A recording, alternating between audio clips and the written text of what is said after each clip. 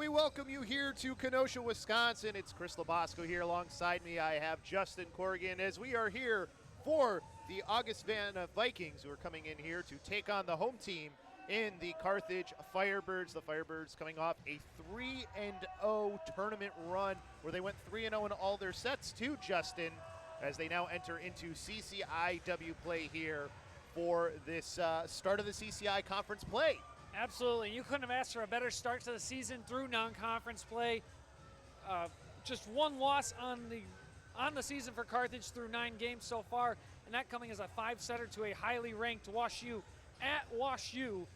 So overall, it's been pretty smooth sailing. They've had to battle a couple times, but a strong start for this Firebirds team. And the team stats here presented by Pullman Auto Stores also shows that as well. Some great hitting percentage numbers. Their points per set, kills per set are pretty good.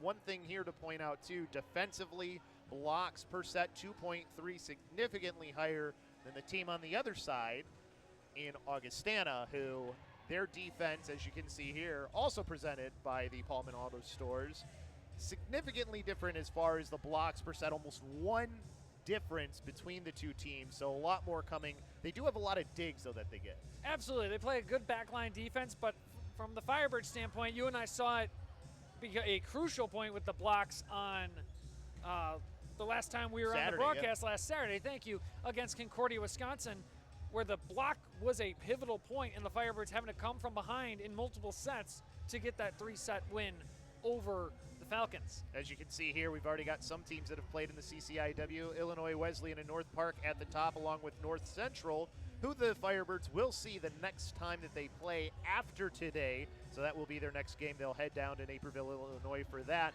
And Augustana, Carthage sitting right now both in the middle just because they haven't played, but you can see a different out-of-conference record for both of those teams, significantly 8-1 for the Firebirds, 4-5 for Augustana. Absolutely, and I mean, you look at these records, especially on the overall side, there's not a bad team in this conference right now. Even although Milliken's 2-5, they had a hard, very difficult schedule of non-conference play to start. A lot of ranked opponents that the ball just didn't quite go their way.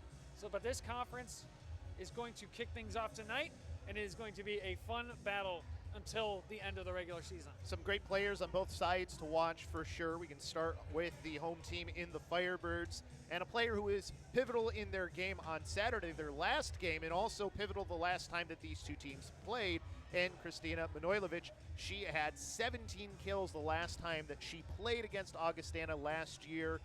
It's a 21-1 record overall for the Firebirds too over Augustana. Yeah, Manojlovic, our doctors of physical therapy player to watch for the Firebirds, 136 kills on the year, averaging 4 a set, is going to definitely be a very pivotal offensive weapon for the Birds tonight. As opposed to the other side, the other doctors of physical therapy player to watch is number 15, the outside hitter in Alexis Richards. The last time these two teams played, she had 11 kills, which was second on her team at 13 digs as well. So a pivotal player, not just offensively, but defensively for them. Yeah, Richards is one that I like to call a Swiss Army knife of a player. She gets it done offensively, defensively, in transition, at the service line. She does it all, and she's a pivotal part of this Vikings team. Leads them with kills in 60. So a very important part of their team overall. Not quite the numbers that you see on their side as far as the kills are concerned for Augustana, but they've also had, like you said, a very difficult schedule that they've played up until this point, but she leads that team. Absolutely. In that stat. On only 6 matches, I believe here, correction, I believe 8 matches, this team has taken care of the ball when they've had to, but they've also struggled to execute offensively, so we need to see them make a better transition from defense to offense to be able to transition those into points. And for the Firebirds, it's just about maintaining the way that you played, especially from that Carthage invite. We are going to step aside as they are about to announce starting lineups here at Tarble Arena.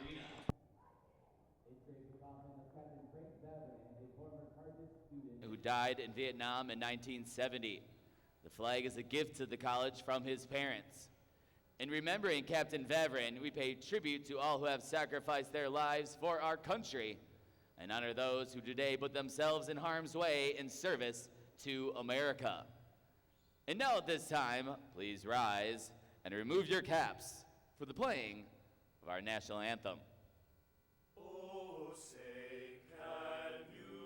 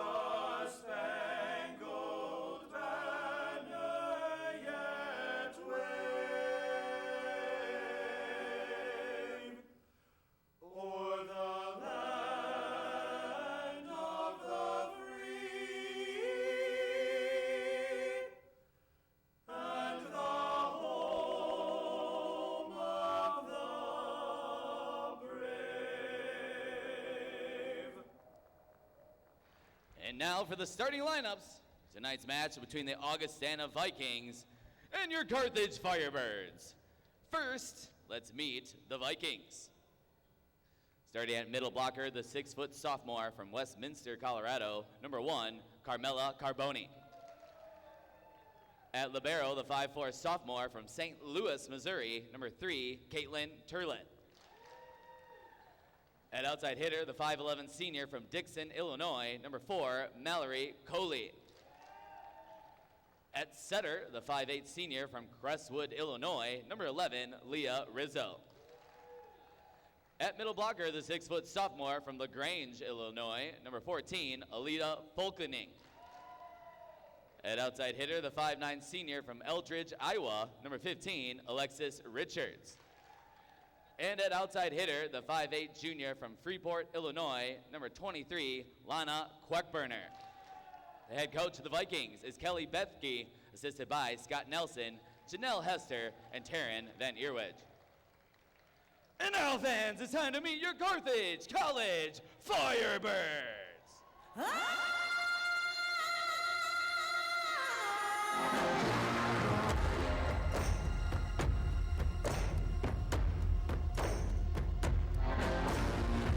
When I walk the streets, kings and queens step aside, and every man I meet, they all stay satisfied.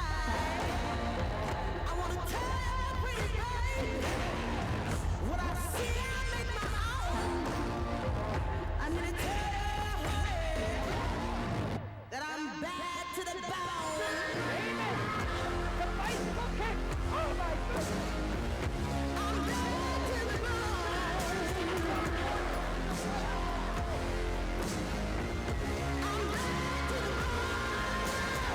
bone. I'm here to tell you, honey, that I'm bad to the bone. Starting at center, a 5'9" sophomore from La Crosse Logan High School in La Crosse, Wisconsin, number 3, Ava Detweiler.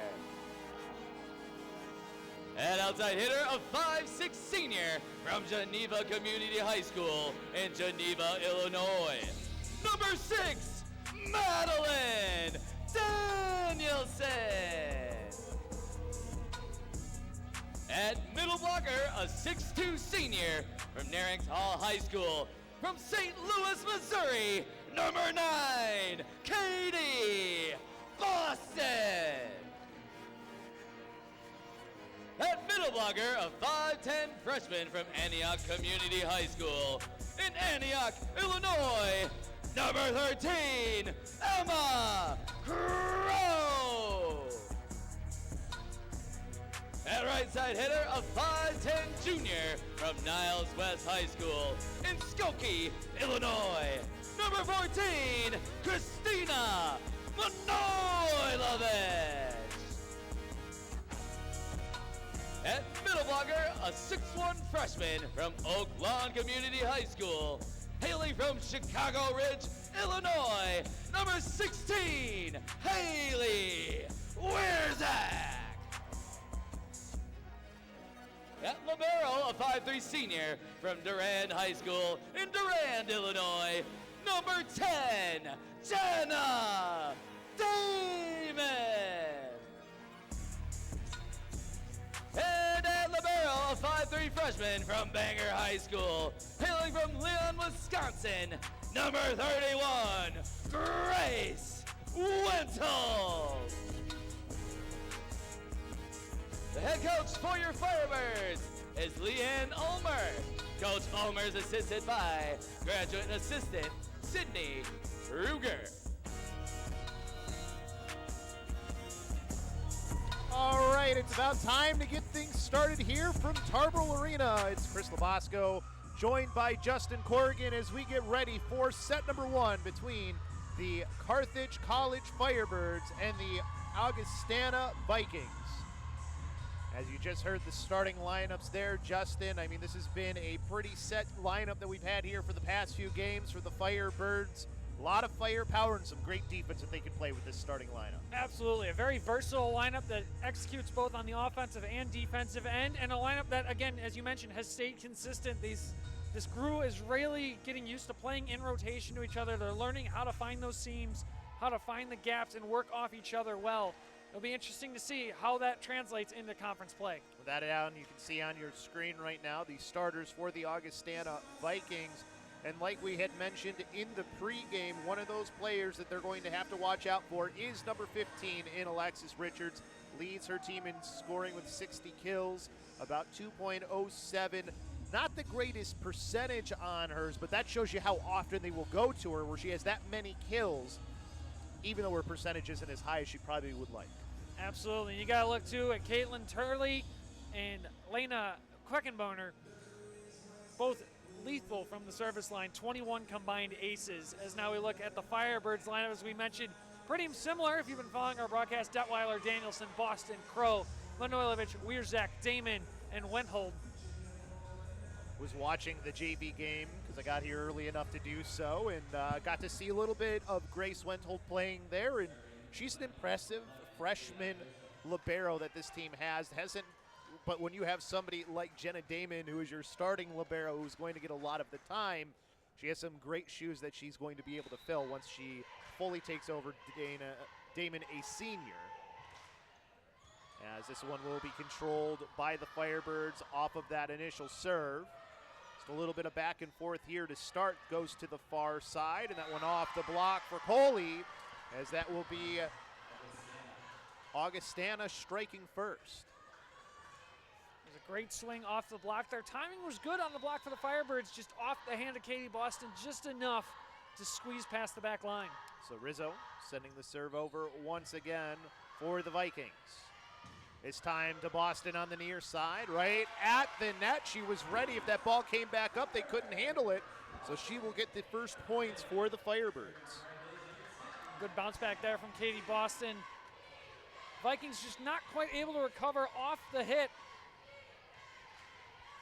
Now Damon at the service line. Right-handed serve, and it's mishandled there. That'll be an ace for Damon. 2-1 now for the Firebirds. Damon, ace number 17 on the year. See if she can add another one. Where does she decide to go with it this time? As she sends that one right towards the middle once again. Over the block, Damon there for the dig. And now this time to the near side. That one off the block and out. Kill for Emma Crow. Great swing from Crow there, just feeding into the block, letting them make the mistake by pushing it too far out of bounds. So Damon dropping that one in again. The libero not ready for that. Aim Turlet, as that'll be her second ace of the game. Damon's found the sweet spot right now, just in front of the front line, but in a spot where they have to be really confident in their seams.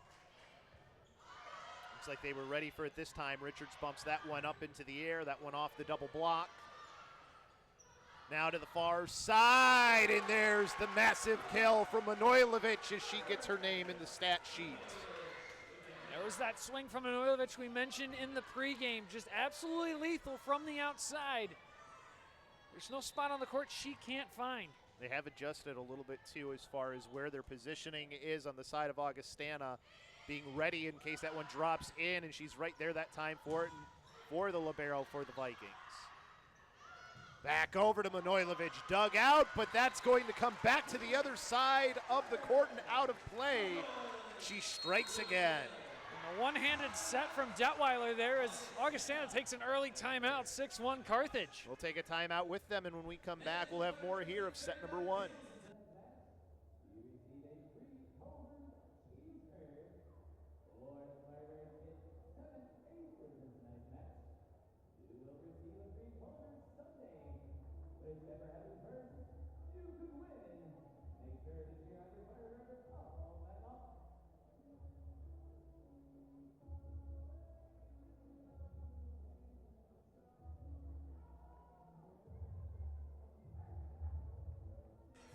We welcome you back here at Tarble Arena. Chris LoBosco alongside Justin Corrigan. 6-1 early lead for the Firebirds. The offense has been pretty stellar as we can take a look at the replay here.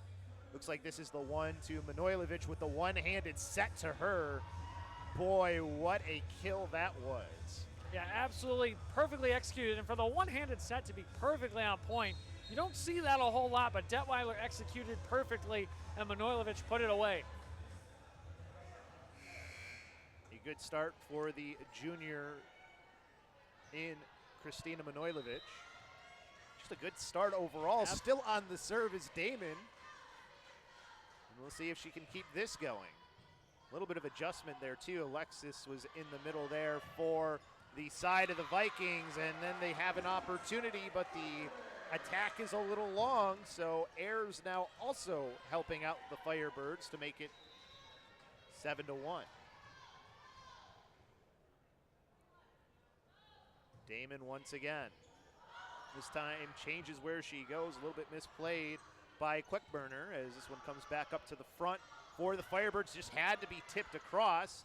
So now the Vikings a chance for their attack. That one off the double block, still controlled by the Firebirds. Manojlovic, that one going to be another kill for her. You saw the clasp of the hands by Alexis Richards as she knows she probably should have handled that one. Yeah, and again, a great swing from Manojlovic, but that's got to be a playable ball for the back row. Might have even have gone too far if she doesn't touch it too. It might be why she was mad at herself. Yeah, I think just also that's something where she swung her arms out to the side. They teach to get your feet set more, get in front of it. Which she definitely will want back as it's now a 7-point lead here. Manojlovic off of the block, diving play not able to be made off of it as it will now be 9-1 Firebirds. Kind of froze up Rizzo there, not sure whether she was moving back for it or that was going to be the libero's ball behind her. And they have been getting to Manojlovic here early on as she's already, I believe that should be kill number 4 for her in this game. 4 kills on 5 attempts. Great start. That one off a double block. Damon can't dive and save it though. And there's a point for the Vikings, as that looks like that was number 7 in Pufun. And she will now go to serve. 9-0 run for the Firebirds there early in this set. You'll take that for sure if you're the Firebirds. Just overall a nice change from what we saw this weekend. Yeah, saw they a lot had of from behind for the Firebirds early in sets. It's nice to see them jump out early. And there they get another point back to make it now 10-2 and get back on the serve. And they will sub in to serve number 18 and Tatum Kebasek. She's been a service ace for this team. We'll see how she can do here. Sends that one right into the middle, handled by the Vikings this time. They go back over to Coley. That one high into the air, didn't quite hit the rafters, and that one, nice save by Damon off of the block. As that one comes back up into the air, still alive for the Firebirds. Damon bumps it across. In towards the middle, that one off of the block there. Carbone couldn't score. The double block works for the Firebirds. What a sequence. And this is where, as we talked about at the beginning of the game, having the same rotation game after game is going to help you out because that was straight communication for the Firebirds defensively. There's another ace for Kebasek. And just pure reaction from Damon because Manojlovic hits that one hard off the block. It comes back onto their side, and she's able to get underneath it to keep the play alive, which eventually leads to the points. And also leads to the second timeout for Augustana, just 14 points into set number 1. We'll stay here for this timeout number 2. I mean, a 10-point lead right now for the Firebirds. Like you said, much faster start than what we had seen for them prior in some of the games we saw in the Carthage invites. That's what you want to see, and something that I know that'll make head coach and Leanne Ulmer happy, because that was something she talked about with us in the postgame. Absolutely, and that was something, especially in that Concordia-Wisconsin match, it seemed they were always starting behind. And even a bit in the Colorado College match, they start behind and have to fight their way back.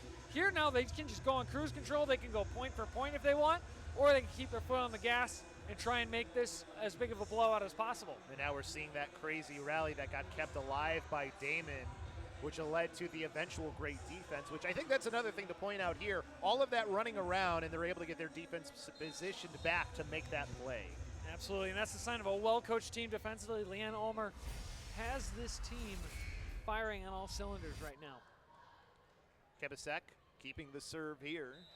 See if she can grow that lead past 10. And that one off of the tape. There haven't been any lucky bounces yet, but I guess that's one to put in the Firebirds column there off of the tape.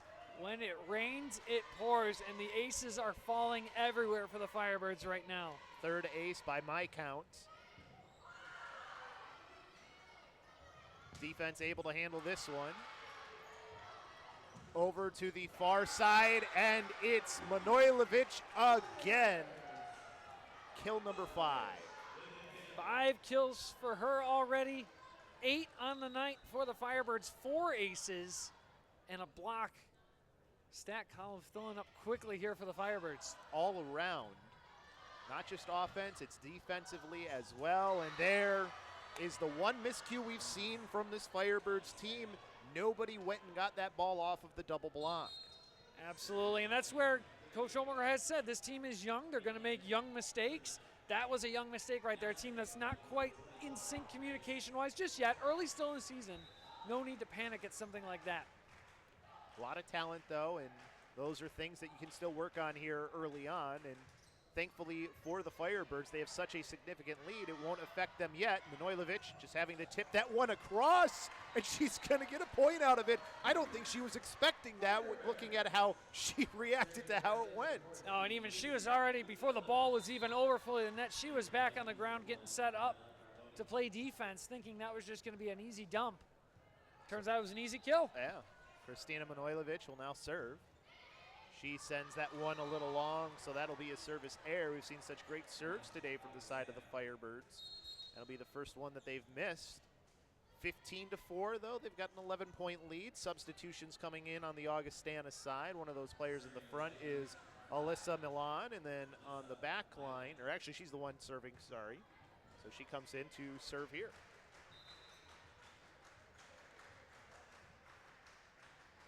Left-handed serve sent over right towards Manojlovic. As right into the middle, that one off of the block. Damon couldn't handle it, though, after it bounced off of a few players. It's a big kill there from the middle for number 14 in Fulkning.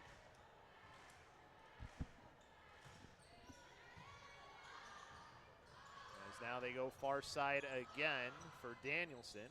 Not quite able to convert on that one, as that one kept up into the air by Horacek, and that one eventually ends up being point Augustana.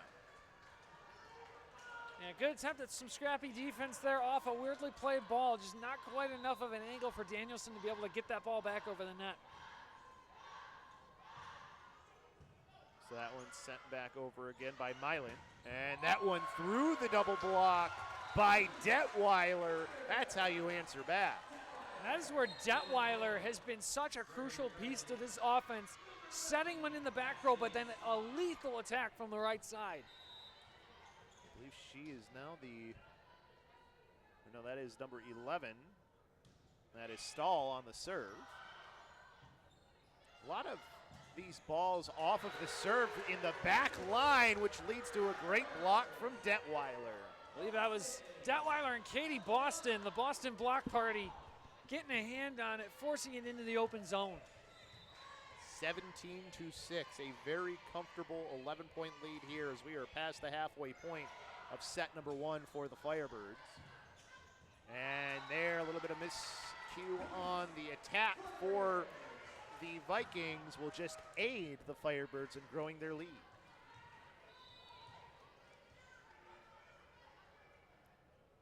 Cassidy Stahl to serve again. That one high into the air, hit off of the rafter, and they can't get that one across the net. A little bit tough to handle there for the player we talked about, Richards. She has had a little bit of a rough start here, has had a couple good plays, though, too. Yeah, it's kind of been a little bit of a shaky start. You can expect that on the road, long travel from Rock Island.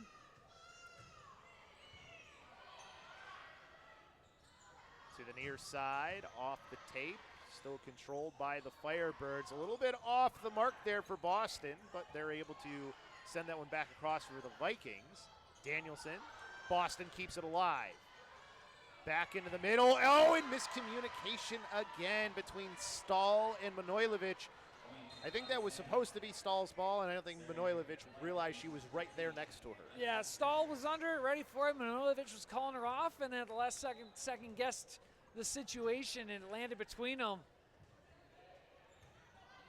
Manojlovic handling the bump, no problem that time, setting up Detweiler. Good dig. As this comes back over, though, to the side of the Firebirds, right into the middle for Boston. Joust at the net, kept alive, and then a nice play on the rebound for the Vikings, as that was number 13 in Gustafson, as that makes it now 19-8. Great play there, too, for the Augustana middle, reading the joust and contesting Katie Boston on that. Boston only able to get one hand up there, though, too, kind of away from her. So it was tough play for her regardless. And then the defense wasn't able to recover. Danielson off of the double block, gets the kill, just beat it. And Milan could not handle it behind, or sorry, Milan couldn't handle it behind. Haven't called Danielson's name a lot yet in this set, but she gets into the action there with a beautiful swing. That ball ricocheted into about the 7th row of the bleachers behind the court. To be fair to Maddie Danielson, they haven't needed her yet, though, either. As that one off of a double block, Damon couldn't handle it as it ricocheted. It'll make it now 22-9.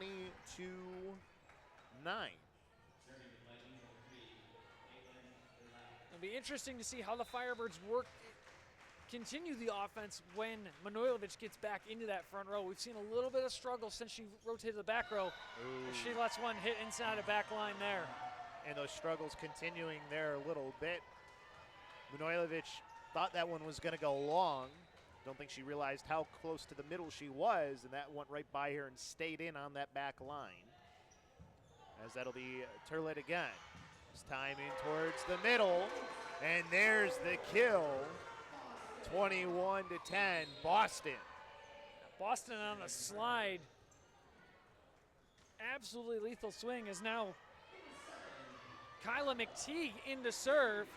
Looking to close this out, the service specialist out of Maplewood, Minnesota. Ew. And not quite able to close it out there. Instead goes right into the net. She was going for that drop shot and just a little bit too much touch on it. Yeah, not quite enough muscle to it, not quite enough of an arc. It hits more of the bottom tape than she probably anticipated. She does have 6 service aces on the season, though, so she's already got a decent amount. And Danielson let that one go by. And I think the R1 overruling the far corner judge. Actually, no, they both said out. The corner judge ruled in, R1 said out. Ah, I gotcha. Okay. Because I saw the flag I was pointing looking in. at this corner judge out here. He said out, so I wasn't sure. Far corner from From us. From us, correct. Gotcha. We'll get our terminology down together Yeah, at some point this season. At some point. Take some time. A little bit. Double block keeps that ball on the side of the Vikings. They go for that attack on the right side again. This time it ends up on the Firebird side. Manojlovic, a little bit of touch on that one, handled by the Vikings. From the 10-foot line, off of the block for Richards, and now into the middle there, a little bit off for Wierzak. Comes back to the near side, back up into the air, bumped over. That one going long. She just got a little bit on top of it for Emma Crow. Makes it 22-12. And credit the Vikings on that play. The Firebirds on a couple of swings had them very out of sync defensively to where they didn't really have a full transition on offense. Able to still keep the play alive until Carthage could make a mistake. Now this will be something that I think once we get into post game, depending on how things go, where her head coach Leanne Ulmer, we talked about great start. Now it's about finishing this set here. It's been a little bit of a struggle. They're still well out in front, though. We'll see how they can finish here. 10-foot line. Danielson just managed to miss it. That'll make it now 22-13, a 9-point game. The Vikings waking up a little bit late in the set, but again, as I said earlier, Firebirds right now, they're just going point for them, and you can afford to do that. Doesn't mean you necessarily want to. Exactly. Vikings send that one over. Off the tape, Danielson's able to still handle it, and that one, the block was ready for the attack from the middle from Wiersga. I believe that was Carmela Carboni on the block there, solo in the middle. Perfectly timed to put it back where it came from. Wierzak, I mean, was kind of in a tough spot hitting it over too. Just on the timing of it all. As this one to the near side, that one off of the block, and Emma Crow getting revenge for that one she missed earlier, 23-14. Great tool kill there for Crow, finding the outside of the hands and letting it ricochet off. We've rotated back to Kebasek serving as she subbed in for Crow. As Kebasek sends that one across, and oh, it just missed from our angle. I thought maybe it caught that back line, but it did not. I thought they got a touch on that even from our angle. Either way, 23-14. The Vikings trying to close that gap here towards the end of this set. Or 23-15, excuse me. Even Kebasek thought that was in. Coach Ulmer looking back at Coach Kruger, trying to figure out, was it in, was it out? I have to mention Coach Kruger, a alum of Augustana women's volleyball. Made the trip north to come be the graduate assistant under Leanne Ulmer. Had herself a win. She was the one head coaching, I think, for JV. And the JV was able to get a win in that game earlier. Is that one off of the block? It'll be another point for the Firebirds, and now we're to set point for set number one, and it will be Manojlovic to send off the serve.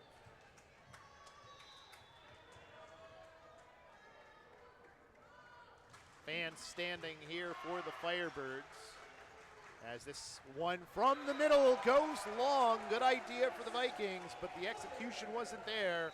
The Firebirds now 25-15 victors in set number one.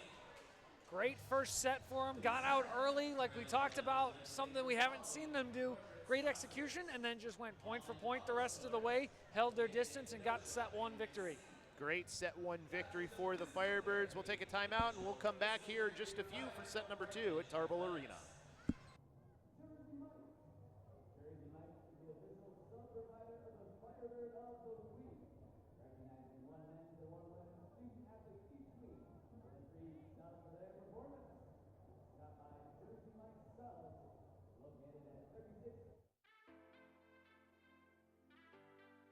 Being a student athlete at Carthage, you get the best of both worlds, honestly.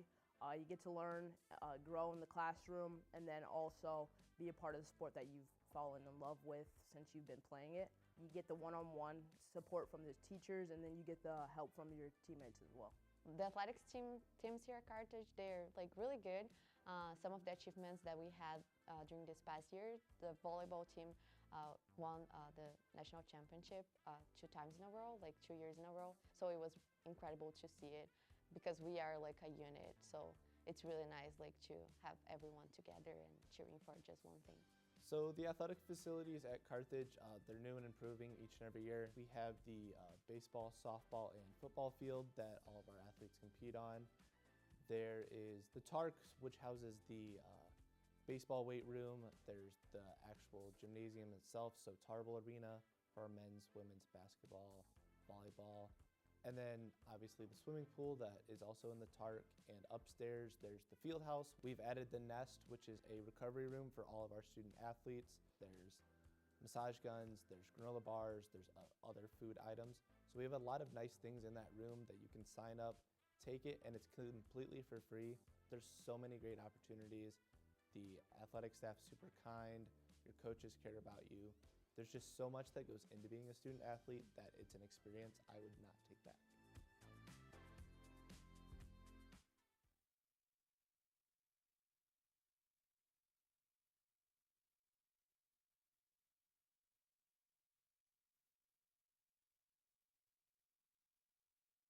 One of those fantastic kills that the Firebirds had.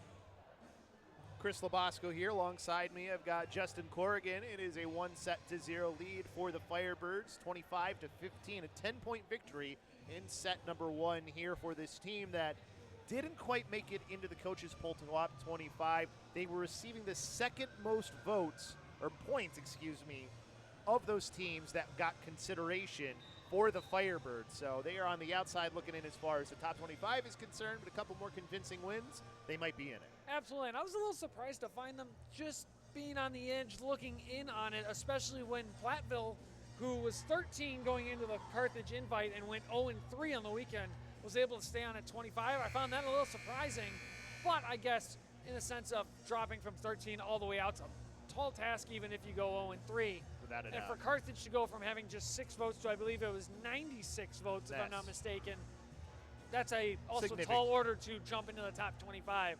But again, like you said, a few more key wins and keep putting up. There's only so much if you're a one-loss team. They can only keep you out for so long. For sure.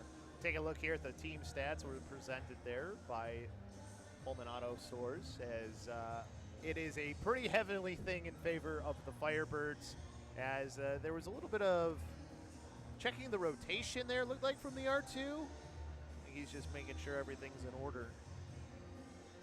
Taking a little bit more time than I thought for that, but Exactly. they get those rotations all figured out. Damon comes in. It's always better to figure it out in preset than get 5 points in and be like, hey, they've been out of rotation the whole time. Yeah, right. We've seen matches like that before, and that's always a fun thing to try and figure out in the stat column. No doubt. Looking back at set 1, though, 7 kills for Kristina Manojlovic. How about 4 aces for the team as a whole? That's amazing. Yeah, they were stellar in that first set. I mean, and she's 70% for the hit percentage, too, for Manojlovic. That's incredible. Usually the hitting percentage is where she struggles in the stat column compared to her teammates. Yeah, that's the way they want to start off for the Vikings, although they did start off with the first point in set number 1 as well. Things did not go well, though, after that. If you're a Vikings fan, you're hoping history does not repeat itself right here. As that, I believe, is Carbone, who will be back to serve. She sends that one over with the jump serve right-handed. As this comes over to the far side, a beautiful kill. I believe that was Boston. Boston on the slide swing once again from Detweiler. They've got that timing down perfectly tonight. Detweiler, the setter for this team, who also has the ability to hit too, with some authority. As that one off of the block comes back over, joust at the net, back up into the air, sent back into the front. Detweiler here to the near side, and that one will be another kill for Manojlovic. Killed number 8, and that hitting percentage continues to climb. Just another great swing, got off the tip of the block, just too high to be brought back in by the back row. Far side off of the double block. Kept alive, though, for the Vikings. And then, getting on top of it was Coley. Pufant on the other side, not able to get through the block. The defense working once again for the Firebirds. Coley there had a perfectly lined up shot, just didn't have the right angle on the contact. Put it straight into the net. Jenna Damon on to serve. Held that serve for a long time in set number 1. Off the block, Danielson into the air. And out of the far side, that off the block gets her own bump there off of it for Crow. And now the Vikings attacking from the far side. And R2 signals that was off the block. So Lucy Pufant will now have a kill here and make it a 3-2 game. Gotta say though, Carthage transition on that, the hustle, the entire team was almost completely off the court chasing down that errant ball, and they were all right back in position before contact was even made. Impressive to see for sure. Milan now to serve. So Alyssa Milan sends the left-handed serve over. So into the near side, and doesn't always need to be a big kill from Manojlovic. Just drops that one over to give the point back to the Firebirds, 4-2. Manojlovic just so smart when making that contact, being able to read the defense, know whether to take a full swing at it or just a nice easy tip. She has been on fire for sure. Is that one misplayed by Turlet? as that will be an ace. Kevasek once again, second ace on the night. She's going back to serve once again, see if she can make it a third. Handled this time, though, by Turlet. Comes over to the far side off of the block, and I think that one kind of rolled on her. The call in the net on, I believe that's 14. So on Fulkening. Just a little bit of fortune for the Firebirds. Didn't see a lot of net contact from up Yeah, I here. didn't either. Well, if you're a Firebirds fan, you'll take it. As that one off of the antenna on the attack, so miscues continue to pile up for the Vikings here, 7-2 the lead. As they will sub out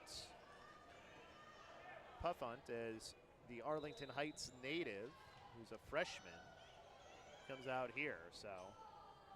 Lena Quickburner in substitution.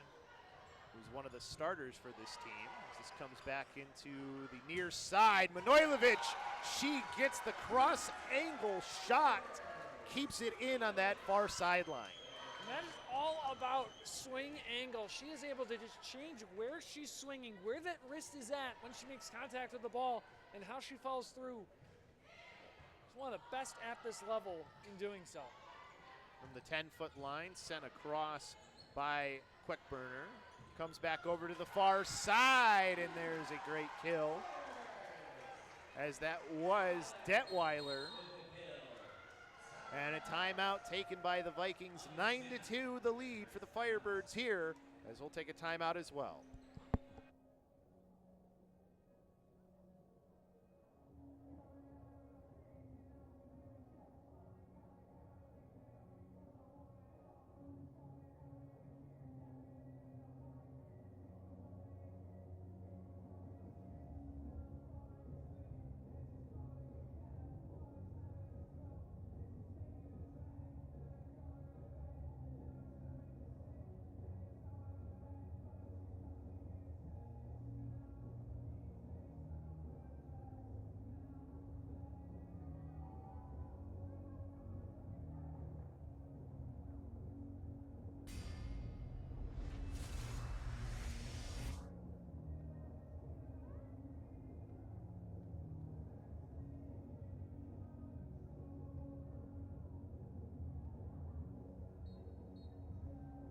We welcome you back here to Tarble Arena. Chris LoBosco alongside Justin Corrigan. 9-2 lead here in set number 2 for the Firebirds. They won the first set, and they are continuing to be dominant here in set number 2. Some miscues helping make that happen, though, by the Vikings.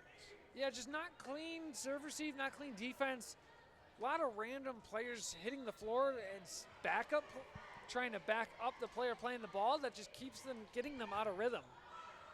That one handled by Richards. Now over to the far side, going off, trying to go off the block. Just missed was Quickburner, the junior. In the net, though, I believe. You're right. On Damon in the net. Didn't quite see the I didn't see call it either. on who it was, but I thought he signaled for 10, which would have put Damon in net. Odd that Damon would have been that close. Well, Quickburner will be the one to send the serve over, as it's her serve now, as there's Manojlovic again. The double block, the block has not been up fast enough, and she's taking advantage of that. And even when it does get up fast enough, that's when she's smart enough to just tip it over, and she's finding the hole no matter where it is. Now in the back row serving, we saw Augustana start to get a little momentum as she sends it far again. We saw Augustana start to claw back a little bit and go point for point once Manojlovic rotated to the back row. So we'll see if that trend continues here, as it will be the libero Turlet to serve. Sends it right to Manojlovic. Make her do a little bit of extra work. But that's okay, because Maddie Danielson's on the near side to handle the attack and make it 11-4. Adding Maddie Danielson as an attacker across the rotation from Manojlovic has been so crucial this year. So just adding another layer to their offense. So it'll be Stahl into serve here. Was starting out on the far side, came to the near side to send this serve. As they will, ooh, a little bit of timing there, but Carbone's able to send it across. This one off of the block from Detweiler. And now to the near side, Danielson, still handled by the Vikings defense as they dig that out. Oh, nice job there by Boston, but miscommunication on the back, and that leads to a point for the Vikings. Yeah, a bit of a reactionary play there from Detweiler. She's on the ground after covering, and she just has no clue that Kebesek's behind her ready to play that cleanly. Sticks that right arm up, tries to punch it up. It just throws everything out of rhythm. They've got a pretty good lead, though. 6 points for the Firebirds. You can make up for that, but Rizzo to serve. Manojlovic ends that one into the air. 10-foot line there for Danielson. As Richards bumps it to the near side, and just sending it across was Coley. Here's the opportunity for the Firebirds, and it's Detweiler as she gets that set from Kebesek. That's one thing that's impressive to me about Detweiler is that you can have Kebesek come in and be your setter, and she becomes your hitter on the outside, and she's got the authority to put that ball down. Absolutely, and just being able to not have to waste a substitution to put a hitter in when you're making that change from Detweiler to Kebesek is so crucial, and it's really beneficial for Coach Ulmer down the stretch in late sets. Damon sending this one up to the far side. That one dug out. Comes back to the near side for Coley again. Detweiler was there. Far side now over the block. As that one off of a double block. Good work here from Crow as that one, her and Boston just managed to miss it, but comes to the near side. Danielson. And it was off the block, so that'll be 13-5. Firebirds was looking for who had the signal for it. I thought it was. We still want to get that official call. Absolutely, and a great swing there from Danielson. She's coming alive here in set number 2. 3 kills in the game for her. I think actually that might have been her 4th.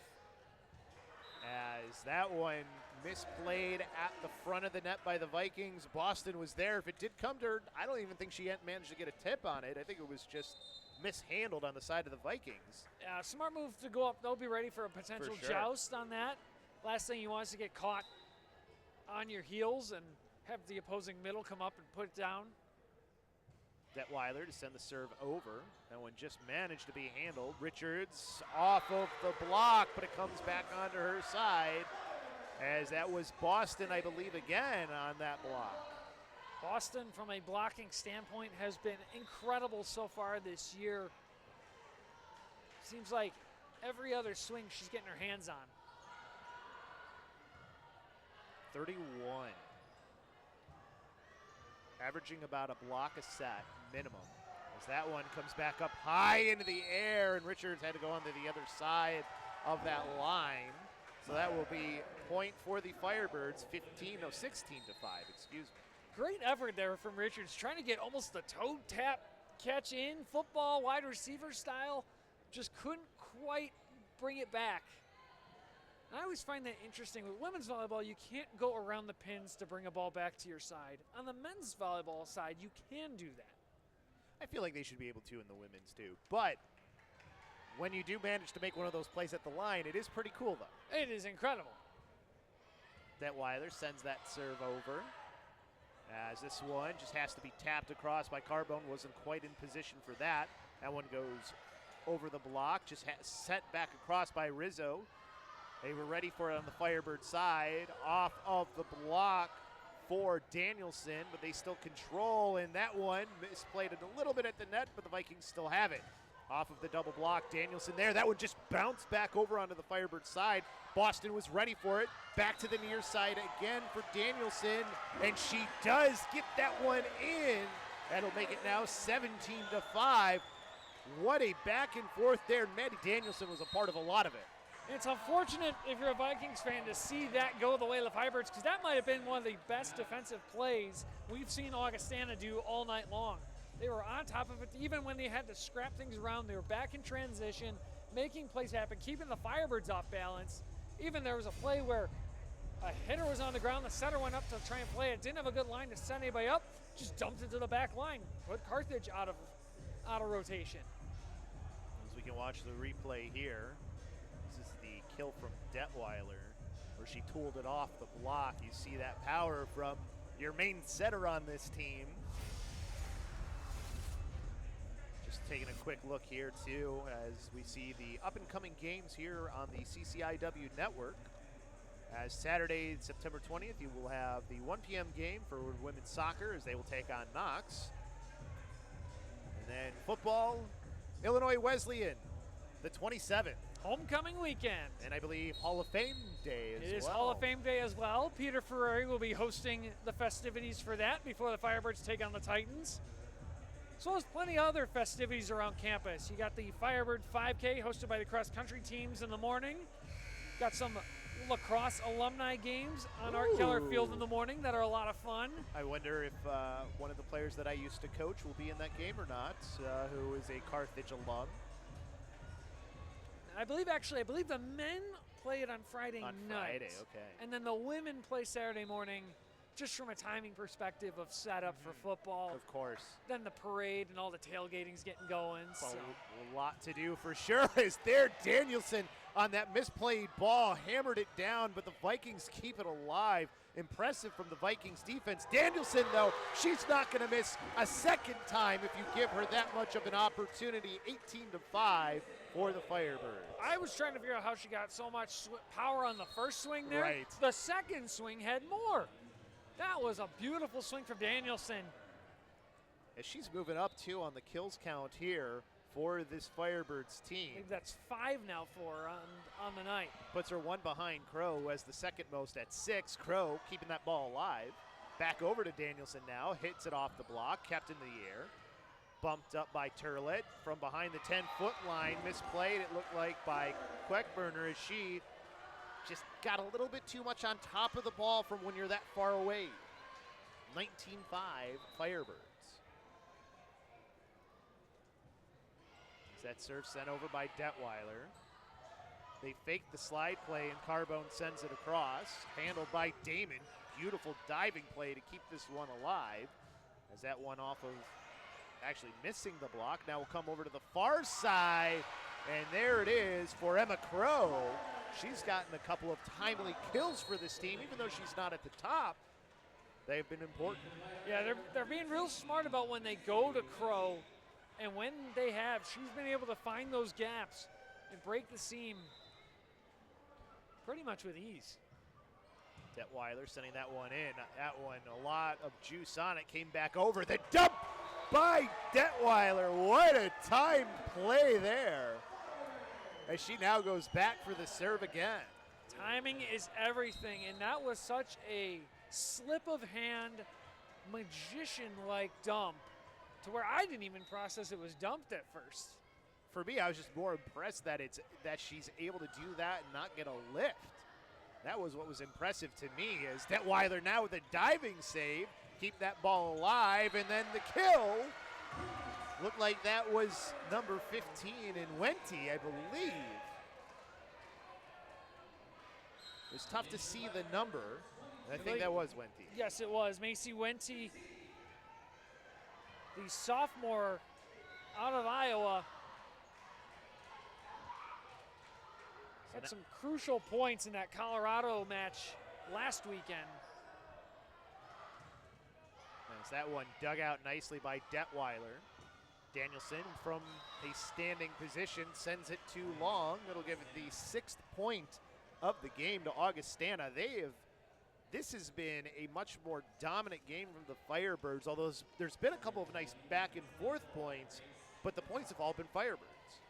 What's nice about a dominating performance in the set, you get to put in some players you don't normally see time, as now we see, I believe that's Ava McTeague in the back row in the middle of your screen. Once it transitions back, there we go. McTeague's first set of the season. And that one a little long from Boston. Had that far, or the near side, just did not get that ball to angle down. So it'll be 22-7 Augustana now. A little bit of a run for them as their sophomore in Grace Lichhart will be the one to serve. And if you're Augustana at this point, that's what you want to do. Just get on a little run, get some momentum back, start prepping for set 3.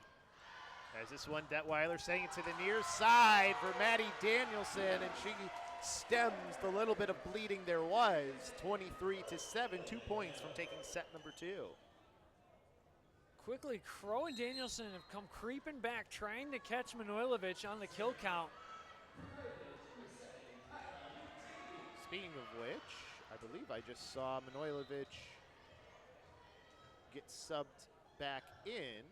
Yep. And McTeague was subbed in for the serve. Damon sets that one up into the air, bumped back forward by Detweiler, and just had to be bumped across by Manojlovic. Back up now for Manojlovic as she's able to just send that one. Didn't need a lot on it. There was so much space in the middle as she brings it to set point. And to find the spacing on that, too, from that far out, she pretty much is on the 10-foot line at that point with the pass coming across from Detweiler. A good ball from Detweiler, too. Not centered on it at all, but put it on a dime. There, the quick kill from the middle. That one for Ellie Jones, the sophomore from Rockford.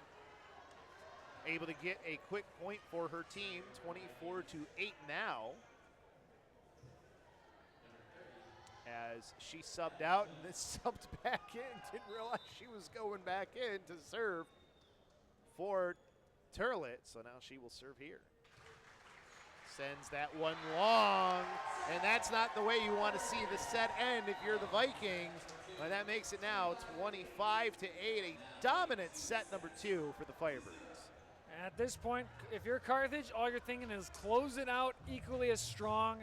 Don't let them back into this at all. If you're Augustana, you got to find some way to get some life into the offense and clean up the defensive end just a bit. You get a bit of a break here between this second and third set. We'll take a timeout, and we'll see how the Vikings can respond and how if the Firebirds can stay dominant.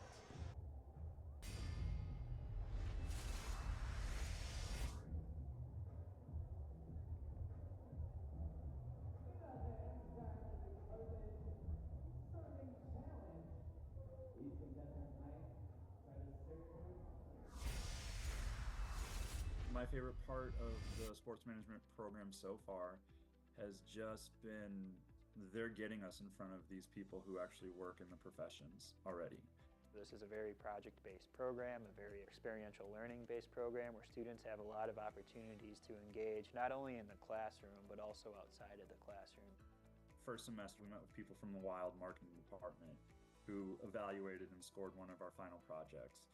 In one of our media and relations classes, we were dealing with the Milwaukee Bucks. One of the classes we're in this semester, we're going to do something with the Chicago Bulls.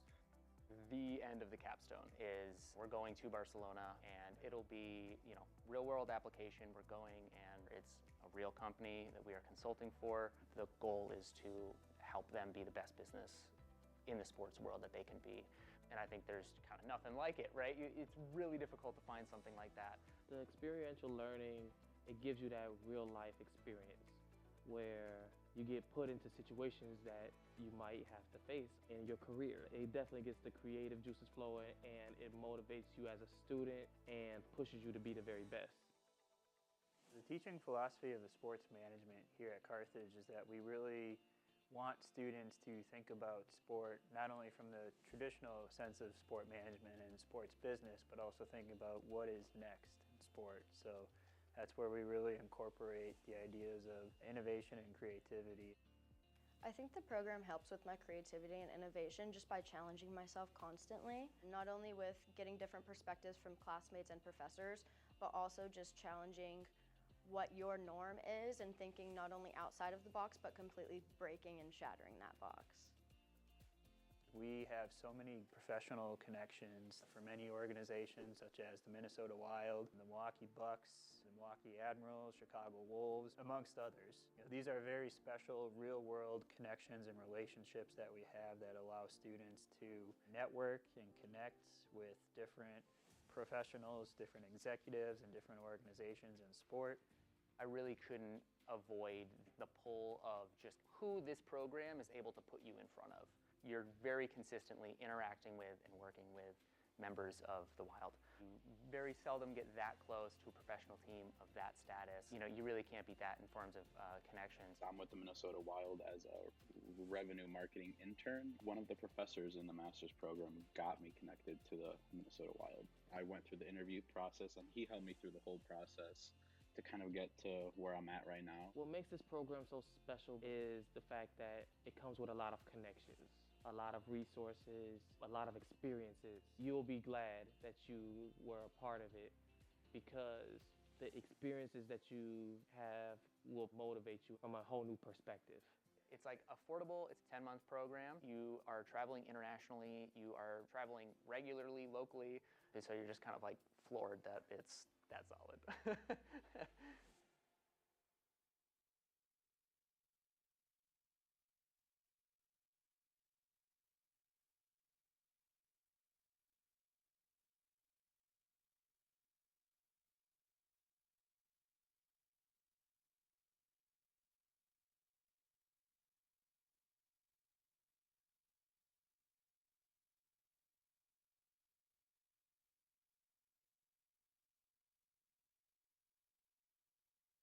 Out there for the Firebirds.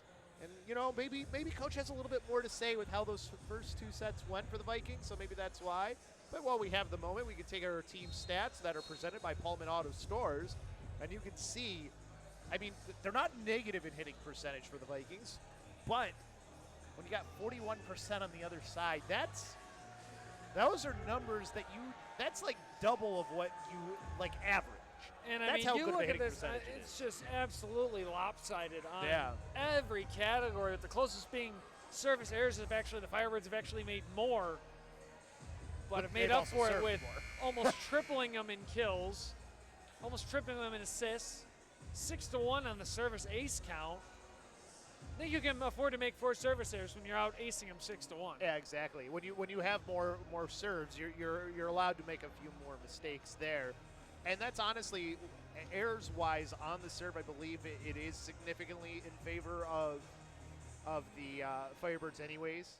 But again, they spend a lot more time serving, I think, than you see the Vikings. So that's part of it. The one area, though, where you expect maybe the Vikings to have a little bit of an edge is, sure, they don't block as much, but they are really good usually at digging the ball out. They're losing in digs as well. They don't have as many as the Firebirds have.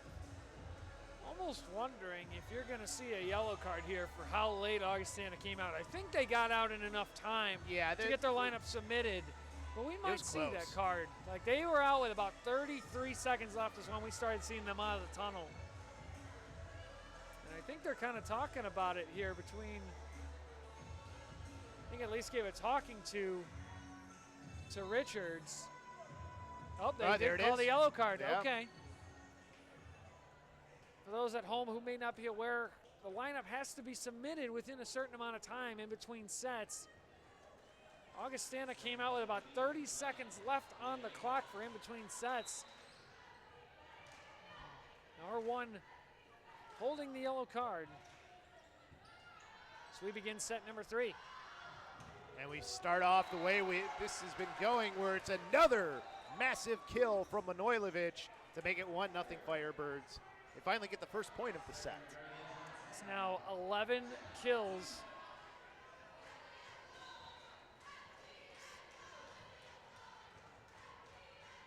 Gosh, 11 kills as we're entering into set number 3. Jenna Damon to start us off with the serve, too, for the Firebirds. Comes right back to her. As this one right into the middle. Well-timed block by the Vikings. Now to Manojlovic. She goes over the double block. Richards up into the air, now to the far side, and that's down with some authority from Mallory Coley. Great swing, one of the best swings we've seen out of Coley tonight. Evening things up here at 1. If you're Augustana, you want to start fast this set. Down 2-0, didn't score a lot of points in set 2. Got to be able to respond here quickly. The freshman from Arlington Heights and Pufunt now will send this one over and miss the serve once again, so they get a great start here for the Vikings, and then they gift the point right back. Kabasek now in to serve for the Firebirds. 2 aces on the night so far. Correction, 3 aces on the night so far. Leading the way now for the Firebirds. See if she can get number 4. As that one will be just handled at the front, off a double block. And now to the near side as it's Detweiler. Ava Detweiler getting involved with the kills here too. That's number 5 for her.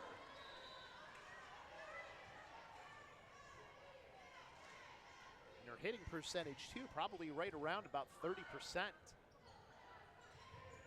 Detweiler, nice job just diving to hit that one up. Now to Manojlovic. That one across for Richards. Is that one handled by Danielson. Back over to Manojlovic, and she tools it off the block. 4-1 Firebirds. Yeah, man. Manojlovic going in that swing, 11 kills, now up to 12. Danielson and Crow are starting to catch her, and she's pulled away again here early in set 3. That one across. Richards again. Damon digs that one out, but it goes back onto the Viking side. Another attack for them, and that one goes off of the block and down. It looks like that was Wierzak. Yeah, Wierzak, and then I didn't see who was the other. Might have been Detweiler was the other player, I think, on the block with her. Sidewise, I would think maybe Manojlovic, but I couldn't quite see. As there's a little bit of a long serve, so that'll make it 5-2. Good dodge there from Turlet. Was about to play it, decided the last second to kind of matrix the ball, and it sailed wide out of bounds. Going to bring up Ellie Jones, a sophomore from Rockford. She sends that one over, handled by Danielson in the back line. And then the slide play over for Wierzak. Nice attempt there and kill. 6-2 now, Firebirds. Wierzak, the freshman at Chicago Ridge, Illinois, and Oaklawn Community High School. Been a nice kind of combination with Katie Boston as the two middles so far this year. Yeah, she's really been coming along too. It seems like she gets a little bit better every game. As that one Detweiler sent across, handled on the dig by Turlet, comes back over, bumped into the air by Manojlovic, back over to Detweiler. She tries to drop it past the block, kept alive. Richards on the near side. That one just kept alive by Damon and then bumped across to the far side. Hand to keep it up, and now Damon will have to just send it back over. Vikings offense having some good looks. There's a little bit of a misplay, but Damon has to dive to keep it up into the air. And the Vikings see if they can convert here, but another little bit of a misplay as that one almost converted by the Firebirds. Danielson, diving play made by Turlet. Near side, Richards. Danielson a little bit off the mark. Manojlovic bumping it back forward and then sent back across by Kebisek. Right at the front of the net. Firebirds converts. Wierzak again. Timeout Augustana after what was a long and sloppy play by both sides, but somehow the rally kept going until Haley Wierzak able to put that one down on the block. 7-2 Firebirds lead here in set number 3.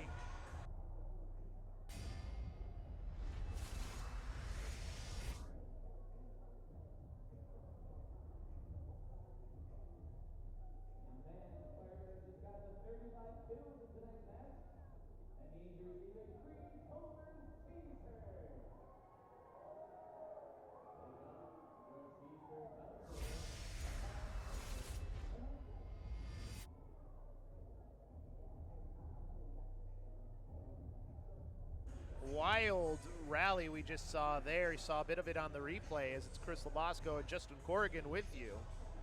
As we see here, the next match for the Carthage Firebirds for this women's volleyball team will be in Naperville, Illinois, as they will take on North Central College. That one will be on Wednesday, September 24th, a 7 o'clock start for that. And Firebirds first on the road contest for the CCIW play.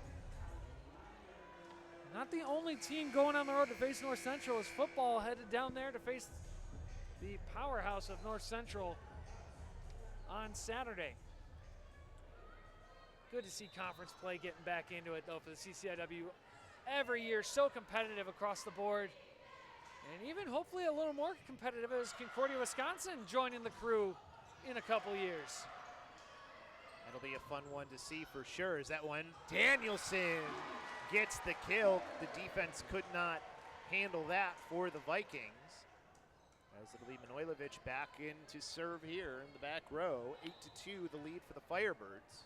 They want to go 1-0 here going into that North Central game for this volleyball team as they want to start off conference play on the right foot. And it's looking good so far, so good in set number 3. Danielson, that one managed to just barely be kept alive. Is now into the middle. That one, Wierzak gets blocked. Damon keeps it alive. Richards off of a double block there, and they can't handle it when it came back onto their side. That was Detweiler, I think, was the main player on that block. So 9-2 now, Firebirds. Everything has been falling Carthage's way tonight. Augustana's just scrambling for answers on almost every play. Over onto the far side, there's one of those answers that they're starting to see in Mallory Coley, but she's been helping out a little bit, but just not enough here to make a difference for this Vikings team. And it's hard when on the defensive end, your opponent's hitting 38.5% efficiency. Yeah. While you are hitting a flat 0 right now as a team. And the main hitters, too, for the Firebirds. I mean, you see 67% for Manojlovic. Is there a little bit of a miscue? Makes it 9-4 now. Augustana trying to claw their way back into set number 3. Danielson's the lowest at 26%, and then Crow's at 50%. Near side here, and that one a little bit long this time from Wierzak as they do that slide play again. Just could not quite get it to catch that far line. Yeah, some of those chance plays looking for that line that have gone the Firebirds' way all night. We've seen them miss a few here. That one barely skips out. But it does, and that'll make it 10-5 for the Firebirds, and like you said, things just falling their way. Stahl in to serve. Now, Stahl might have the most calm, composed serve I have ever seen out of any volleyball player. Very slow, methodic, and then just an easy jump float that is lethal. Handled that time by the Vikings defense, and that one, they say, was able to stay in on that near sideline. So that'll make it 10-6, and it'll be Richards to serve. Alexis Richards, the senior from Elridge, Iowa. Damon sets that one up to the front. A little bit off the mark there for Danielson, and she can't get that to catch the back line. A little bit of sloppy play here for the Firebirds is causing this to be a close set number 3. Yeah, and that one, that first pass is not quite where it needs to be. Forces Kebasek to be out of position, not get a good ball up to Danielson. There's a better one to Danielson, and that one high into the air on the dig to the near side, and that looks like it might have been a little long from Pufunt as she had that back line, just couldn't catch it, and that'll make it 11-7 Firebirds. Crow back in now as the rotation sends Detweiler back to serve and set. Sends that one to the far side. As this time trying to go over the block was Pufunt, but the block was still able to get a piece of it. Keeps this with the Firebirds out in front. Once again, Katie Boston getting her hands on any swing that comes her way. Detweiler. Right at the front to Boston. Called Boston in the net. I couldn't even tell which side it was on anyways. I think it still might have been on the Firebird side regardless. So it's a point for the Vikings. Coach Ulmer saying just reset there, even if we don't agree with it. Just reset, next point. And on to the next point we go. Caitlin Turlett sends that one to the front, and there, Boss just able to get that one across. Actually, that was Crow able to do so, and they're a little bit long on the kill attempt from the Vikings. They've been a little long on a lot of these for the Vikings, and just another one there where they just missed makes it 13-8. I think part of that is they were hitting into the block so much early on that they're trying to hit through the block, and Carthage just hasn't been on time with the block this set. So a little bit of fortune favoring the Firebirds. Detweiler bumps that one to the front. Boston just sends that to the near side, and then trying the dump and missing it. I think that was Gustafson. Or that might have been Rizzo. It was tough to see the number. It kind of jumbled up there. But she was not happy with herself. The idea was perfect, The execution wasn't. Yeah, got to be able to get that one over the net. There was a smart play, just not quite enough on it. And there, just a well-executed attack on the near side for Pufant. The freshman finding her way here, as that'll make it 14-9. Game within 5, or set within 5, I should say. Leah Rizzo. Jump serve over. Nice job to get underneath that one for Boston. Just comes over to the far side to Coley, and she gets that one off of the block for a kill. Their offense starting to show some signs of life here for the Vikings. A little bit of life and a little bit of slower progression defensively for the Firebirds right now. Last couple plays, blocks just not been in sync. Timing not quite right, but still a great swing for the Vikings. That one, Rizzo sends long, 15-10. And every time they seem to gain a little bit of momentum for the Vikings, they end up killing it themselves. Yeah, finding it just enough stuff to redeem errors, only to make another error that proves costly. And now Jenna Damon on to serve. Here from the middle, Coley. That one kept alive by diving Danielson, but unfortunately, her bump didn't go to an area where somebody could get to it cleanly for the Firebirds, ends up under the net. So 4-point game here in set number 3. That's Pufant. Will serve here, far side. He's had some service errors before, gotten that one over, and now it's Manojlovic. And there's the player you want to see to get things rolling back in your favor for the Firebirds. It's your leader in kills in this game as she gets her 13th. It's the one thing I think I'm seeing Carthage need to improve on out of this game is Manojlovic has been on fire on that opening rotation through the front row. But then after they rotate all the way around, it kind of seems like her offense is a bit of an afterthought and not as electric as it is at the start. So you need to figure out how to get her going again when you get her back to the front row. They have been going to Detweiler on the other side quite a bit there. As not quite able to convert, but the ball's still alive, and that one off of the hands of Wierzak and goes out of play. A good thought on the single block. It just... Yeah, Wierzak just a smidge late out getting up on that one, off the top of the hands. Instead of having those hands arched the other way. Far side, it's Manojlovic again, and that one stays in play, 17-12.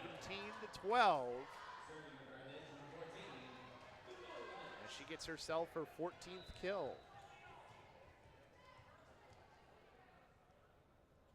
Manojlovic, jump serve over towards Richards. Back to the far side, they go to Coley again. I thought maybe that caught off the block. It did not. So they will call that Firebirds point. Augustana not happy with the call. Head coach Kelly Bethke talking to the R2 about it. The line official started to make it almost looks like he got tripped up on his flag and he wasn't sure what he saw. This comes over to the far side for Danielson. Now near side Richards for the Vikings. Dived underneath for Damon as this comes to the near side. And she catches the corner for Ava Detweiler, 19-12. And another timeout taken here by the Vikings as they're seeing this lead grow again as it's up to 7 now. And from our vantage point, I thought that did hit off the block, to be fair to the Vikings. So I understand why they would maybe feel that way. As here we see the play from Danielson. And actually, is this going to be... Yeah, that was definitely... Yeah, that was for sure off of the block. Yeah, and this is where it's going to be interesting to see, when does video review come to Division III volleyball? We've got it at the Division I, we've got it at the Division II now. When is something like this going to be reviewable at the Division III level to where rather than just pleading your case to the R2, you can hold up the little red, green card, whatever the color is, a green block. I think that's wrestling. But in a sense, challenge the call to where they can go back and look at it on video review and potentially overturn it on a play like that one. Anything where I get to throw it, I'm a fan of. I don't know. So you'd want like a flag. The flag to chuck, because when I want that review, sometimes you just get that feeling of wanting to throw that. As we can see here, the next match for Augustana, they will take on Ripponut, Wisconsin Lutheran. It'll be on the 20th of September. As we have been in for an interesting set number 3 here on the CCIW network. As this comes over to the far side for Coley, as she gets another point for the Vikings. That'll make it, I think that should be 19 to 13 now. 5 kills now for Coley, I believe 6 actually. Stats updating in real time. Danielson answers right back. Maddie Danielson, the senior from Geneva. Every time you need an answer, that's the player who seems to be the one to do it for the Firebirds. Absolutely, and that's where Coach Ulmer, she's talked about Maddie Danielson so much in our post-game conferences. Just been such a crucial part of this offense, getting them back on track. That's what you want from your seniors, to be that sustaining force for your team. And that one, I think, off of Boston. I think it went on the wrong side of the net, though, 20-14. So Boston has had some great blocks by herself for Katie Boston. That one just a little bit, I think, off the timing. I think timing was well there. I think it's just unfortunate. Sometimes the ball does not bounce your way. Just, from what I can tell, maybe if anything, her hands were a little too tight together. Obviously not able to go back and watch it in real time, but trying to get those hands apart more to really utilize that hand width.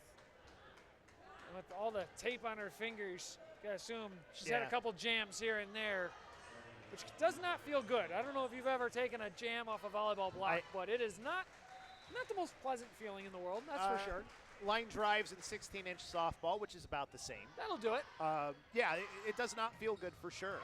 As that one, another kill on the far side, and it's Danielson, I think, again. 21-14, 4 points away from taking it in straight sets for the Firebirds.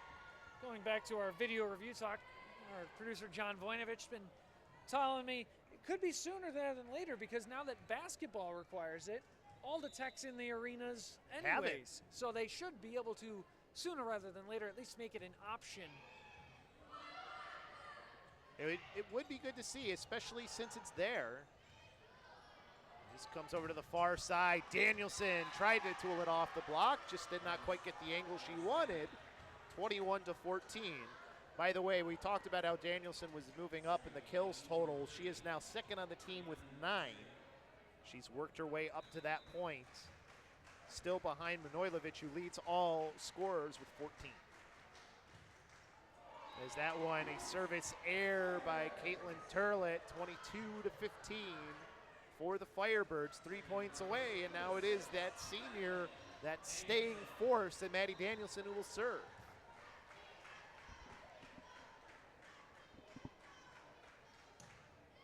She sends that one across. Near side, and she can't handle that one from the freshman in Pufontu. Or actually, did she avoid that? I thought maybe it caught a piece of her. Nope, she did get hit by it. I thought so. I never saw the actual signal for who scored. Some mustard on that one from Pufon.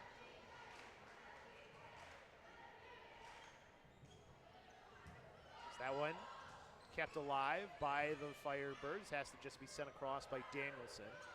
Pufunt again. And this time, she can't get it to drop on that back line. Try to go with the change of pace.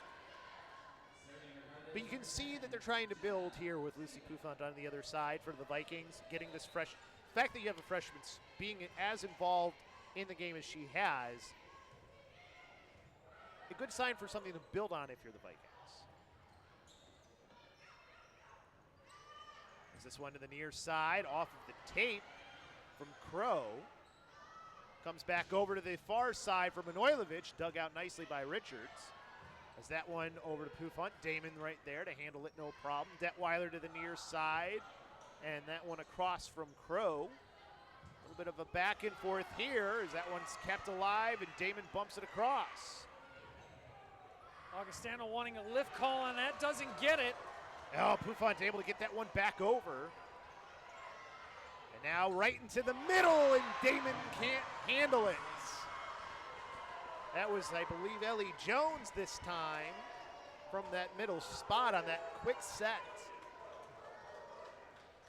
Augustana, they have battled back quite a bit in this third set. The offense has definitely been more alive than the first two sets.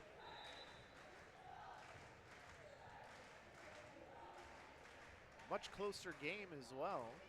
Pufant now to serve. As her serve has gotten better as the game has gone on too, and a nice dump over into that far corner where Pufant had vacated, making it 24-17 match point for the Firebirds. Tarble Arena coming to their feet. The Kenosha chance about to be underway. As Carthage looks for their fourth sweep in Tarble Arena. Tatum Kebasek will be the one to serve. She sends that one over with the right hand. Into the air here, far side, off the block. Batty Danielson keeps it alive. Near side, it's Detweiler for the kill and the win for the Carthage Firebirds, 25-17 in set number 3. What a commanding performance for this Firebirds team. Their fourth straight sweep at home. Moving it to 9-1 on the year. They just made clean work of the Augustana Vikings here in the CCIW opener. So they moved to 1-0 in conference record as well, getting their first win of the season in CCIW play for the Firebirds. 0-1 moved the Vikings. And for the overall record, it goes to 4-6 for the Vikings. Tough schedule that they've had, and the games aren't going to get any easier in the CCIW. CCIW plays been phenomenal. As we mentioned, Carthage will see North Central next on the road. They are currently a point away from sweeping Loris to move to 10-2 with a 1-0 record in CCIW play as they took care of Carroll in 5 on Wednesday. As here we go, the game-winning point from Ava Detweiler. Snuck that one right between the two blockers, and the player in behind could do nothing to try and stop it. As she had herself a fantastic day as well, as we have our team stats here presented by Pullman Auto Stores. 43 kills to 23, 20 more. And you can just see too, it's reflected in that hitting percentage of 33%. That is fantastic for any team to have. Exactly, 41 assists to 22, 6 service aces, 5 service errors. And it's interesting how the last time we looked at this, Carthage was actually worse in service errors. Yeah. 4 more errors getting tacked on for the Vikings. That proved costly down the stretch. 7 blocks for the Firebirds to the Vikings 3, and 63-43 in the dig count. Just an incredible night for the Firebirds. Also, a thank you to Pullman Auto Stores for presenting tonight's team stats. Pullman Auto Stores located in Kenosha and Racine. Visit them in store or go to pullmanauto.com. Really quickly here, just to look at it, I mean, I think if you were to name a player of the game, it's probably Manojlovic, 14 kills, 63 hit percentage. As you take a look here, it's the CCIW Network. All the games that will be broadcast here coming up throughout the next few weeks. The next one, of course, being Saturday at 1 p.m. for the 20th. That's women's soccer versus Knox. And then Saturday the 27th, homecoming versus Illinois Wesleyan for the men's football team. Not to mention the triangular on September 30th, where ranked Oshkosh comes to town for a 3 p.m. game. They'll then play Edgewood at 5, and Carthage will close out against Edgewood at 7. And now I believe we are getting ready to have a chat with Coach Ulmer. Guys.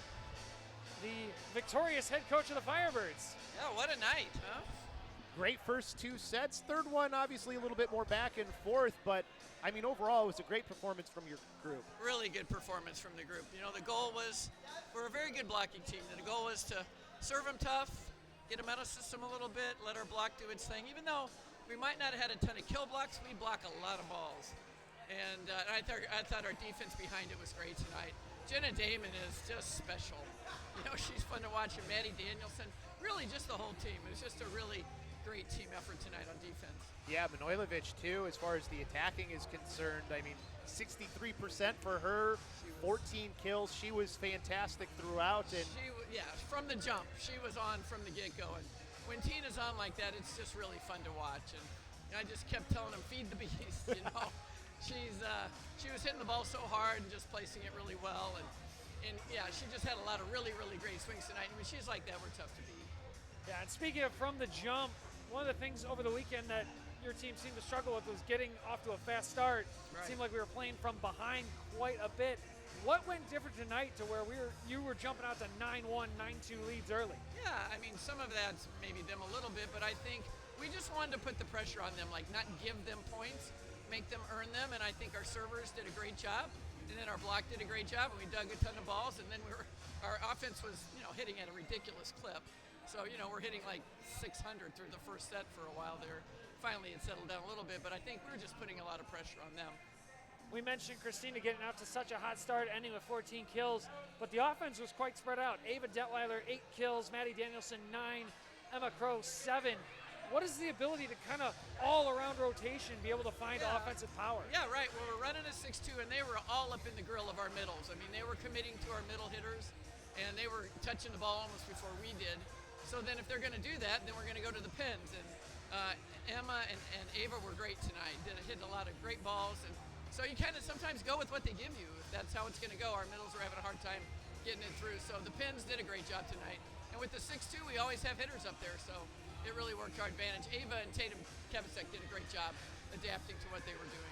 I was going to say, for somebody like Ava, who, you know, is your main setter, but to be able to just hit that way as well. I mean, she's got a lot of power that she can get behind those. It's impressive. She's an impressive athlete, and I knew when I recruited her she had that ability, and it's been really fun to kind of see her really come into her own this year. Yeah, she hits hard. She hits hard, and she's got great power and great instinct up there. She's a heck of an athlete. So what I'm asking her to do is a big deal. You know, to set, to run an offense and hit. It's a lot. It's a lot. She does a great, and serves great. I mean, she's just a really good, and a very good defender. The next game coming up, I know, is North Central for you guys, continuing CCIW play. And I know there's a lot more on the schedule, some tough opponents coming up here. So what's the goal to make sure the focus stays? Sure. Well, you know, I tell the girls all the time, conference matches are just so precious because there's not that many of them. North Central's playing really well right now. Going on the road and playing there is always challenging. It's a unique gym. So, you know, we need to keep the focus we had tonight, knowing that you're going to compete against another opponent that's playing really well right now, has a lot of new kids, and they've had a new coach from last year, and they're doing a great job. So we'll look at the film. We're off this weekend, so they get a chance to regroup, hopefully enjoy some nice weather. Everybody gets healthy, and we'll come back Monday ready to go. And then on the weekend, I mean, obviously the conference match is the focus. Next week, then we go to Wartburg and play some good teams from Iowa. So we just want to keep getting better every day, you know. And we know in the conference, everybody's coming at you all the time. You can never let your guard down. So we'll be ready to roll. Awesome. Anything else from you, Justin? I'm good with that. That works for me. Coach, thank you as always. Enjoy talking to you afterwards, and another great win. Appreciate you guys, and great crowd, great atmosphere. The fog machine. How about the fog machine? Love the fog machine. machine. Hey, we broke that in. That was very exciting. Thanks, you guys. Thank you. We appreciate you, Coach, and congrats again on the win. There it is for you, 25-15, 25-8, and 25-17, the way that they win in straight sets here for the Carthage Firebirds. And, I mean, when you have a game like today where everything seems to be going well, it's a great way to start off in conference play. Absolutely. It's such a tough conference to play. We talked about it all night long. The CCIW, there is no easy matchup. And the Firebirds came in, they took care of business at home, 4th straight sweep. Can't ask for anything more out of that. No, not at all. The one thing we can, though, is thank our awesome crew that we had here tonight. As you can see, there's the next home broadcast, by the way. It's UW Oshkosh. That one a big one as well, like you said, a ranked opponent. Absolutely, and I my computer has gone kerplooey on me to get the AVCA rankings late here, so we'll just take our word for it. They're ranked pretty high as of right now in the AVCA coaches poll. Well, as you can say, thanks, though, to our executive producer, Mike Love, our producer, and John Vinoyevich. As, by the way, I do have that for you, but let's get through who we have here. Our director tonight was Owen Haleko. Graphics and replay were by Addison Weeks. Some great replays, by the way. Cameras was Ty Lumpkin and Morgan Garst. A great crew that we've had here, as this has been a presentation of the Firebird Broadcast Production and Carthage College Network, as on the CCIW network. As looking at it for Oshkosh, their ranking currently is 3. Ooh, all right. So big one, that number one. Number 3 at 3 p.m. Be sure to be here. Catch us on the CCIW network. But any final thoughts from you, Justin? 3-set sweep. You can never be upset about that. Great night for Firebirds volleyball. Without a doubt, thank you so much for joining us here at Tarble Arena. We will see you next time, as that's it for us tonight. See you later.